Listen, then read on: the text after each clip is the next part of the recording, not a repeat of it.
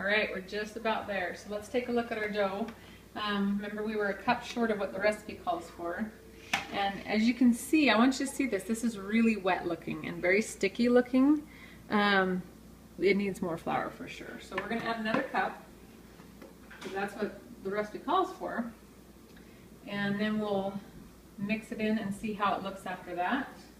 And hopefully it'll be perfect and we can just finish kneading it. Okay, so I was in the middle of saying something about flour, particularly wheat flour. After you grind it, it will go rancid if you don't use it quickly. And so anything you buy, well, even after you've baked it, after you've baked wheat bread, it will go rancid within about 4 days-ish. It's kind of the same. If you leave it out on the counter, it's not going to be good for more than like 3 or 4 days. Really, it will start to go rancid. And so you'll taste it.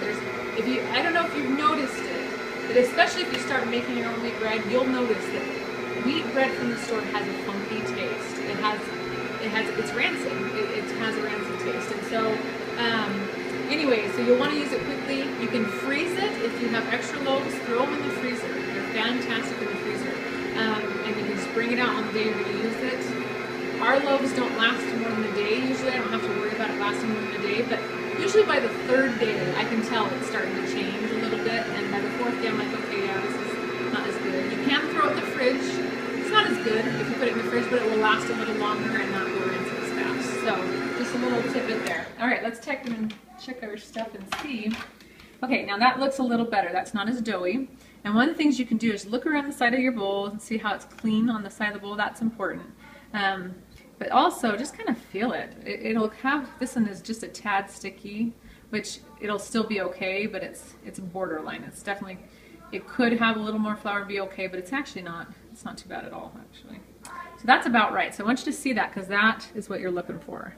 Okay, and then you're going to knead it. So now you got to knead it. If you're doing this by hand, it's about 12 minutes of kneading. Okay, we get a fantastic workout. That's what I used to do. I did that for at least a year before I bought a Bosch, because I wanted to make sure that I was actually going to make bread for reals before I invested in a Bosch. But anyway, so you'll knead this in the Bosch for 9 minutes, and as soon as that's done, then I'll show you what to do next. Thanks.